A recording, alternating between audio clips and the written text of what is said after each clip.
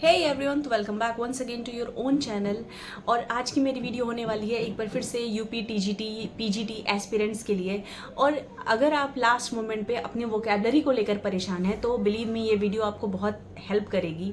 और किस तरह से करेगी कि आप मान लीजिए आपको सिनोनिम्स और एंटोनिम्स आपको पता है 5 क्वेश्चंस आते हैं उसके, तो आप हर रोज़ अपनी बुक उठाइए, उसमें से रोज़ सिर्फ 20 वर्ड्स ऐसे रखिए। कई सारे यूट्यूबर्स भी अच्छा कंटेंट देते हैं, तो आप उसमें से कोई भी एक वीडियो, मतलब ऐसा कोई यूट्यूबर पकड़िए जिसको आप फॉलो करो। ऐसा नहीं मल्टीपल लोगों को फॉलो कर रहे हैं तो उनका भी पढ़ लिया उनका, तो इस तरह से माइंड पूरा ना परेशान हो जाता है और आपको भी चीज़ें रिट्रीव करने में, चीज़ों को याद करने में बड़ी परेशानी होती है। तो आप एक ही यूट्यूबर को पकड़िए जो ऑथेंटिक कंटेंट देता हो, आपको उसका समझ में आता हो समझाने का तरीका, और आप वहाँ से हर रोज़ सिर्फ 20 का टारगेट लीजिए या 25-30 का लीजिए। क्योंकि हमें भी पता है, आपको भी पता है कि आपकी माइंड की कैपेसिटी या कैपेबिलिटी कितनी है, कितना वो अपने माइंड में स्टोर कर पाएगा। तो इसीलिए आप 30 हर रोज़ सिनोनिम्स और एंटोनिम्स प्रैक्टिस करिए, याद करने की कोशिश करिए। और अगर कोई मान लीजिए वर्ड भूल जा रहे हैं तो उसका हिंदी में मतलब निकाल के हिंदी में उसका वाक्य में प्रयोग करके तब वो याद रखने की कोशिश करेंगे तो आपको वो वर्ड याद रहेगा।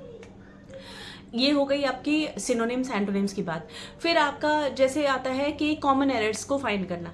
तो जो लोग सीबीएसई बोर्ड के हैं उनको थोड़ा सा, जो लोग कम्युनिकेटिव इंग्लिश में उनकी स्कूलिंग ऐसे स्कूल से हुई है जिन्होंने कम्युनिकेटिव इंग्लिश पे फोकस किया है और थ्रू आउट उन्होंने इंग्लिश स्पीकिंग अपना स्किल डेवलप किया है, तो इसलिए उनको कॉमन एरर फाइंड आउट करना थोड़ा सा ईजी हो जाता है as compared to those from UP board. लेकिन मैं ये नहीं कह रही हूँ इसका मतलब कि यूपी बोर्ड वाले कर नहीं सकते, आप लोग बिल्कुल कर सकते हो। आपको सिर्फ इतना करना है, कोशिश करिए कि अपनी जो भी बुक है आपने इतने दिन में कोई तो कॉम्पिटिटिव बुक ले रखी होगी, उसके वो क्वेश्चंस जो आपसे गलत हुए हैं उनकी डीप एनालिसिस करिए और देखिए आपसे क्या गलत हुआ और वहाँ पर कौन सा जो है टेंस या जैसे पास्ट पार्टिसिपल है, पास्ट इंडिफिनिट है, तो कहाँ क्या लगेगा। अक्सर करके जो कॉमन एरर फाइंड में आर्टिकल का मिस्टेक देते हैं, तो हम लोग आर्टिकल को दरकिनार कर देते हैं, कंजंक्शन का एरर देते हैं। हमें लगता है कि पार्ट्स ऑफ स्पीच जो हमने 8 verb, adverb, pronoun, noun, adjective ये सब पढ़ लिया है और हमें कंजंक्शन और आर्टिकल की तरफ देखने की भी जरूरत नहीं है। जबकि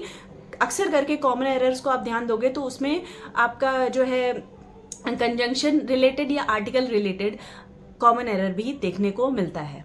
इसके बाद में तीसरी बात आती है पंक्चुएशन फाइंड आउट करने की। 4 से 5 क्वेश्चन किसी एग्जाम में मुझे देखने को मिले हैं पंक्चुएशन पे भी आते हैं। मैं ये नहीं कह सकती कि डेफिनेटली आएगा उसका, लेकिन अगर आप सोचिए 4 से 5 क्वेश्चन या 3 क्वेश्चन भी आ रहे हैं पंक्चुएशन के, तो कितना बड़ा स्कोर है इस टॉपिक का। तो आप उसकी प्रैक्टिस करिए। उसका प्रैक्टिस कैसे कर सकते हैं, आप कोई भी कॉम्प्रिहेंशन जब प्रैक्टिस कर रहे हो तो देखिए उन्होंने कहाँ कहाँ किस तरह से कॉमा या कहाँ पे हाइफन लगा रहे हैं, कहाँ पे लॉन्ग डैश का यूज हो रहा है, कहाँ पे dots, exclamatory mark, question mark कहाँ लग रहा है। और इस तरह से आप इन्वर्टेड कॉमर्स कब क्लोज हो रहे हैं, फुल स्टॉप से पहले या फुल स्टॉप के बाद। और स्टेटमेंट के इनिशियली में जब आप मान लो किसी का स्टेटमेंट एज इट इज लिखते हो तो पहले जैसे राम सेड, तो राम सेड ने सेड के बाद में ही एक कॉमा लगेगा और उसके बाद में जब उसका स्टेटमेंट लिखोगे तो 2 इन्वर्टेड कॉमर्स में शुरू होगा। ऐसे मतलब अपने आप को जब समझाने लगोगे ना आप, तो आपको चीज़ें याद रहने लगेंगी। फिर इसके साथ में ही आपका जो एक और इम्पॉर्टेंट चीज़ होती है कि 5 क्वेश्चन आते हैं आपके कॉम्प्रिहेंशन के, 5 से 10 क्वेश्चन भी आ सकते हैं डिपेंडिंग ऑन आपका जो पेपर सेट होगा उसके माइंड पे डिपेंड करता है कि वो कैसा कर रहे हैं, ठीक है। लेकिन हमें अपनी तैयारी पूरी करनी है, तो इसके लिए आप कॉम्प्रिहेंशन के हर रोज़ एक सेट, मैं और सबकी तरह नहीं कहूँगी कि आप 5 सेट लगाओ, लेकिन अगर आप खुद को और मेहनत करा सकते हो तो आप कोशिश करिए एटलीस्ट 2 सेट लगाने की। कॉम्प्रिहेंशन के अगर आप 2 सेट भी रोज़ लगाते हो तो आपका बहुत सारा फायदा होगा। आपको सिनोनिम्स एंटोनिम्स भी तैयार होंगे, क्योंकि जब आप नए नए वर्ड्स देख रहे होगे तो उसका मतलब, उसका मीनिंग ढूंढने की कोशिश करोगे, कौन सा वर्ड किस कंटेक्स्ट में यूज़ हुआ है। कई बार फिलर भी आता है एग्जाम में कि मान लीजिए पूरा एक पैसेज दे दिया, उसमें वर्ड्स फिल करने हैं, तो आपको कंटेक्चुअल यूज आ जाएगा कि जब सेंटेंस इस तरह है तो उसमें कौन सा प्रीपोजिशन फिट होगा। और इसी के साथ में मैं एक और फ्रेजल वर्ब की भी बात करूंगी जिसपे बच्चे बहुत परेशान होते हैं। तो फ्रेजल वर्ब देखिए याद ही करना पड़ेगा, उसका कोई शॉर्टकट नहीं है।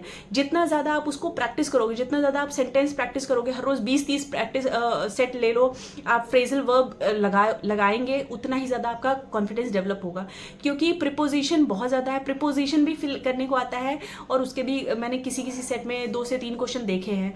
तो आप प्रिपोजिशन फिल करना सीखिए, आप फ्रेजल वर्ब पे फोकस करिए। ये वो सारे टॉपिक हैं जो आपको नंबर स्कोर आपका बढ़ाने में डेफिनेटली मदद करेंगे अगर आपका मॉक टेस्ट में नंबर कम आ रहा है। तो अगर आप मॉक टेस्ट में, अभी मान लीजिए आप इंग्लिश के एस्पिरेंट हैं, मैं इंग्लिश की बात करती हूँ, तो अगर आपका 100+ स्कोर हो रहा है तो भी बहुत कॉन्फिडेंट नहीं होना है, क्योंकि हो सकता है जो आप सेट सॉल्व कर रहे हो वो इजी लेवल का हो। अगर आपके 80 आ रहे हैं तो भी डीमोटिवेट नहीं होना है। क्यों? क्योंकि हो सकता है जो आप सेट सॉल्व कर रहे हो वो थोड़ा सा लेवल जो एग्जाम का आएगा वो मॉडरेट होगा और आप हो सकता है टफ वाला सॉल्व कर रहे हो।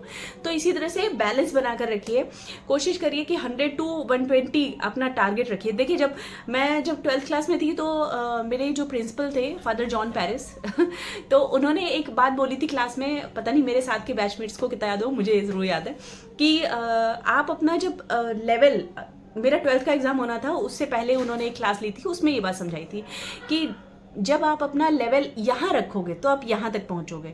अगर आपने अपना लेवल ही यहीं रखा तो आप यहाँ नहीं, यहाँ कहीं नीचे स्टैंड करेंगे। तो इसलिए अपना जो टारगेट है वो ऊंचा रखिए। भले आप 125 भाई 125 में 125 कोई नहीं कर सकता, लेकिन जब आप 125 के लिए कोशिश करोगे तो डेफिनेटली आप 115 110 पे आओगे और वो आपका सेफ स्कोर होगा। मैं कई लोगों को ये भी सुनते हुए, मतलब कहते हुए सुन रही हूँ कि कुछ लोग कह रहे हैं 115 से 120 क्वेश्चन की कट ऑफ जाएगी, तो ऐसा नहीं है। इतना भी जो है कोई जीनियस नहीं हो गया है, और अगर हो गया है तो देखते हैं इस बार कितनी कट ऑफ जाती है। लेकिन जो मैं अपनी जानकारी से बता सकती हूँ कि हाँ, अगर आप 110 से 120 के बीच में आ रहे हैं तो आप सेफ पे हैं, लेकिन अपनी तैयारी को बरकरार रखिए और मेरी इन टिप्स को थोड़ा सा फॉलो करेंगे तो आपका वोकैब में मार्क्स अच्छा आने लगेगा। तो मिलते हैं आपसे किसी अगली वीडियो में। चलते हैं, take good care of yourself, मस्त रहिए, खुश रहिए, मुस्कुराते रहिए, और हाँ, अपनी प्रैक्टिस, अपनी कोशिश को जारी रखिए। और वीडियो अच्छी लगी हो तो सब्सक्राइब कर लेना चैनल को। Thank you.